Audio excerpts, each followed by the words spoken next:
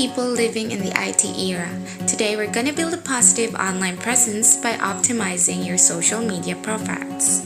By optimizing, meaning to say, we're gonna make use of social media platforms and use them in their full potential. Next up is defining our brand. You have to identify your core values, mission, and the message that you want to convey to your target audience. Making your audience know what content they would see from your social media account. Next is choose the right platform. You have to research the demographics and user behavior of each platform to make informed decisions. If you are a seller and you want to sell your product, you have to know which platform would be suitable for you or which platform would make you sell even more. If you're an influencer, you should know which platform that would greatly influence followers, like for example Instagram, TikTok, Facebook. If you are an influencer or content creator, then YouTube is good for you.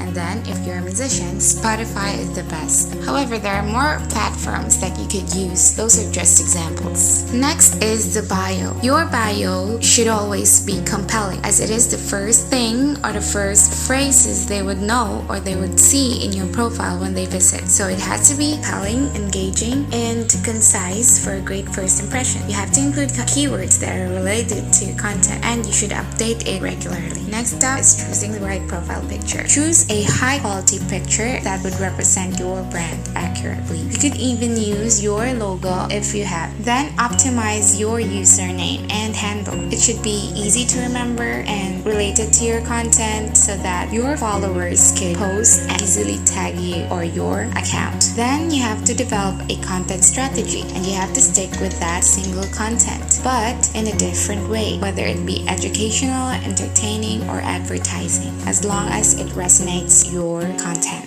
Today, people are more inclined to visuals and multimedia. By that, we have to utilize those things. We have to make our content highly engaging so that it would convey your content more effectively. This would improve user experience, and using relevant hashtags would increase discoverability. Aside from posting frequently in your social media, you have to engage and interact with other users and your followers and following as well. You have to respond to comments, messages, and mentions promptly. Building a positive online presence requires optimizing your social media profile by following all those tips, and consistency, originality, and regular updates are key to maintaining a positive online presence that would resonate with your target audience and achieves your personal or professional goals. Managing digital relationships. Relationships are gradually becoming digital in today's world.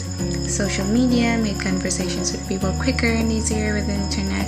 However, this also signifies the decline of social values and regular social bonds between people. The more people interact and converse in the virtual world, the lesser they interact in the real world. The negative impact that a digital relationship could cause is that the values seem to diminish, as one can find no close connection with the concerned person, and eventually, when a communication stops, the relationships also end. However, there are still positive impacts that the digital world could offer.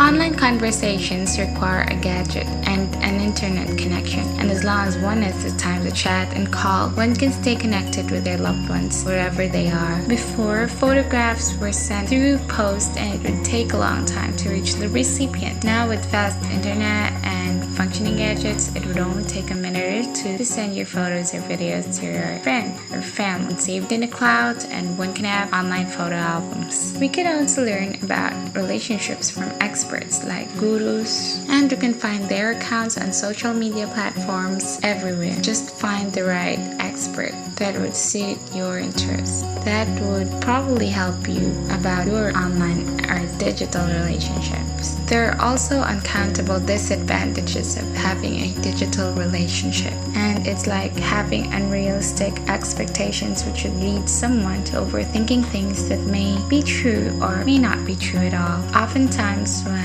another user posts their achievements or their material things that they have recently bought, and then that would cause others jealousy, envy. Too much jealousy may lead to bad mouthing or hurting a person. Another one is that daily life conversations become uninteresting because people are more inclined in chatting and gossiping online rather than talk in person, and it makes relationships dull and monotonous. This could distract from spending quality time with one's partner, as both will be engaged in their phones instead. Like as you can see, or even with friends, that kind of relationships also, because whenever they meet up in a cafe or in some shops, they just chit chat a little bit, and then later on in a few minutes they're on their phones, and there would be no sense, or there would be no meaty conversations that they would have, because they will later on be stuck with their devices most of the time due to the previously mentioned disadvantages, like having relationships that are dull and monotonous, and then having conversations, not interesting conversations, jealousy, unrealistic expectations about the relationships. This could affect one's mental health, and it could lead to loneliness and depression, and then even keeping one away from all physical relationships. Social media has its positive and negative impact on one's life. One is encouraged to use it but in moderation and keep a balance online in real relationships. Until next topic, thank you for listening.